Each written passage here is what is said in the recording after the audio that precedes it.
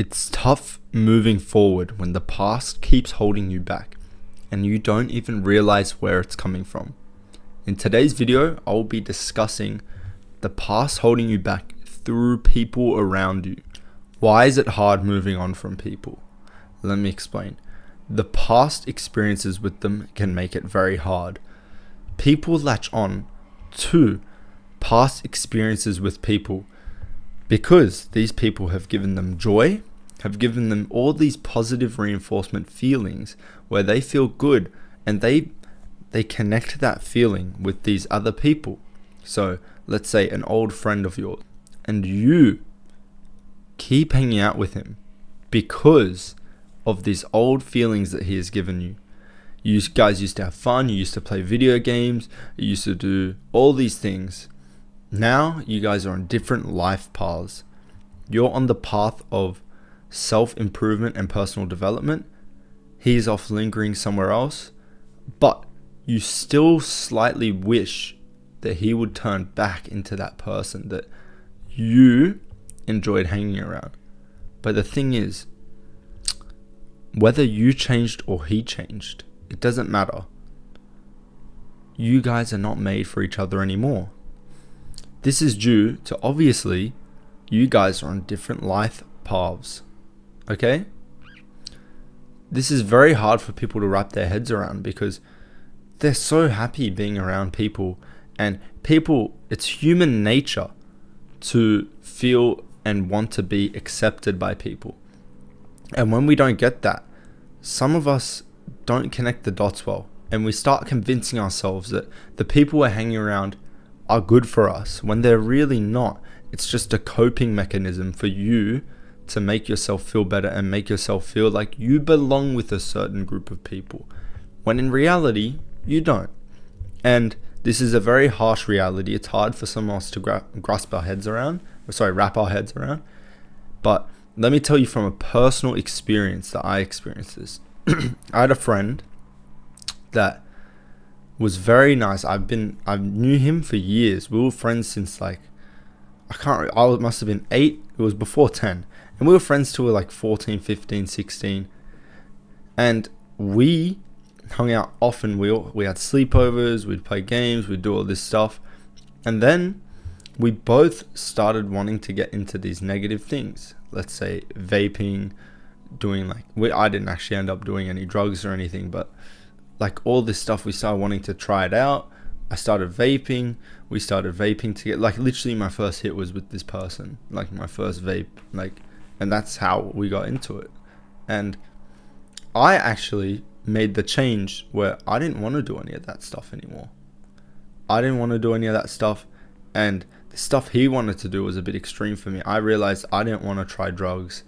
I didn't want to do that. Vaping was enough for me. Back then I didn't feel like vaping was bad, but I wanted to distance myself a bit from that stuff that we were getting into, and he didn't. He enjoyed it, and I wanted to start training and losing weight because I was overweight and fat, and I wanted to start bettering myself because I'd never been able to feel confident in myself.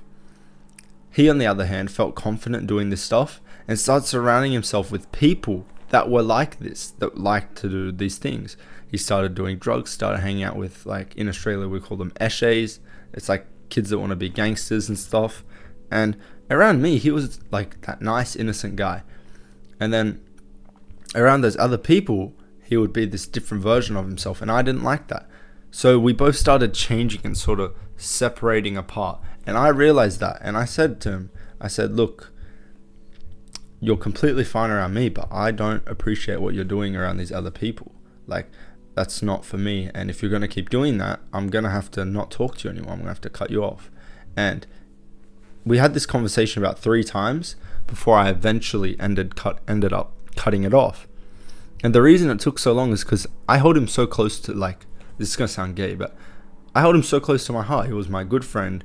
Our parents were friends. It was a really good friendship, and it just ended like that because I didn't want to get into that sort of stuff. I didn't want that influence to be around me, and that was the best decision I made because I don't want to be around people that don't care about their future and just want instant gratification. So that was a little bit of a rant, but as you can see, let's put these stories into my perspective. Let's put these points into my story. I felt good hanging around him I kept hanging out with him for an extra few months after he started doing all this shit. And those were past experiences holding me and him together, because we both enjoyed hanging out with each other. He still wanted to hang out with me, but I didn't want to hang out with him. I wasn't enjoying it. All we talked about was negative stuff, all that stuff. And honestly, I felt like he was being fake towards me. So these past feelings were holding me onto him. And it was human nature to want to stay connected to him. He was such a good friend. We'd done so much stuff together. And it's really nothing personal. It's just we both went on different life paths. And I saw that and I cut it off then and there. And I didn't care at that point about being accepted anymore. So with human nature, humans all want to be accepted, and people will go as far as spending time with people they don't even like. So I cut that off. I tore the band-aid off. I said, no, I'm not going to hang around people that are going to negatively influence me and get me doing things I don't actually want to do. So if you look at where I've gone with my life path after making this decision numerous times with different people, not talking to multiple people, because let's say at one point I was a gamer, I'd hang out with all these gamers, and then I stopped playing games and I wanted to keep hanging out with them, but the games were the only thing that kept us linked. That was all we really connected over. Now I'm doing all these things that I want to do. Every time you'll see the long-term benefit when you look back. You were doing things you didn't want to do. You were hanging out with people you didn't want to hang around. And look how far your life has come. I'm doing YouTube now. I'm gymming. I literally train 7 days a week. I do all these things that I want to do. I have all my free time to myself. I work on what I want. And my time isn't wasted on people that I don't want to use my time on. My time is spent productively. And if I kept hanging out with all these people that I've stopped talking to, I wouldn't be anywhere near as close as I am to where I am right now, or on trajectory to my goals. I'd be playing video games, I'd be smoking weed, I'd be vaping, I'd be doing all these bad habits that you really shouldn't be doing. How do you move on from people? The best advice I could give you is just to tear off the band-aid. If you know that if you're watching this video, you've got someone in mind, that person, the only thing you need to be cautious of is, are they going to change? Is this just a phase? Because people go through phases where they go down for a month or two and then they come back up to that person. But you have to realize that, are they doing this to themselves? Are they making themselves this person? Or is it something external that's happening? Did their mom just die or something like that? Something bad can impact them. But I want you to know that you're not obligated to spend time with them. They're not obligated to change for you. No one can change for you. They do it for themselves. You change for yourself, or you change for your family. Obviously there's some people that are just worth changing for. Let's say you have a wife, let's say you have kids, and you're doing these bad habits, and you're no, I'm going to change. If I don't want to change for myself, I'm going to change for them. Or family, parents, something like that. There's people that you can change for, but a friend, people like that, you're not obligated to change for anyone, and they're not obligated to change for you. So you can't you can't pull them out when they don't want to go.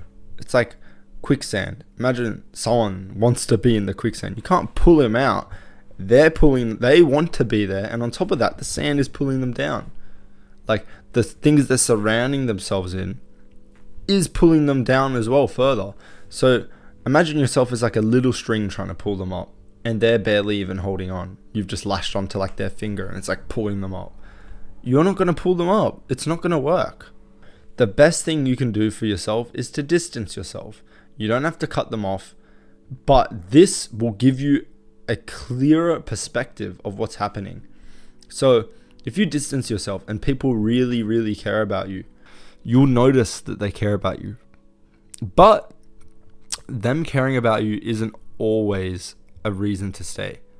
You could care about someone, but if they're on different life paths, like I cared about my friend and he cared about me, but that didn't matter because we're on different life paths.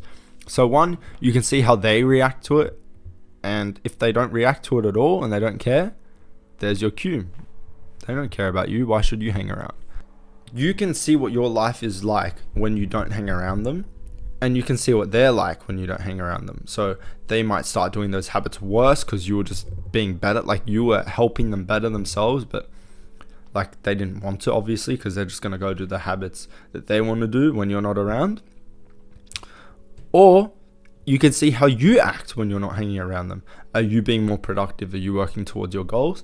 And this distance perspective will really help you make a decision. And on top of that, I want you to ask yourself, after you distance yourself for like a week, even a few days will help, but a week, 2 weeks, I recommend doing this for like a week or two, like an extended period of time. Ask yourself, is the feeling / person worth the suffering? So do they mean that much to you that they're worth your suffering and you literally holding yourself back from doing what you want to do to hang out with them and spend time? And the answer is really no.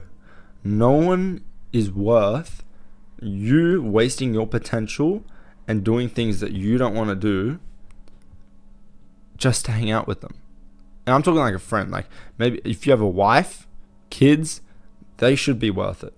They should definitely be worth it. I don't know your situation, but like I would assume from my perspective, if I got married to someone, I would be willing to change for them. I would be willing to like do all this stuff for them.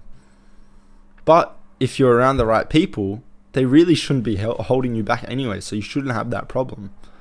So if you're suffering for someone, you shouldn't even be hanging around them. So this answer is sort of a no-brainer.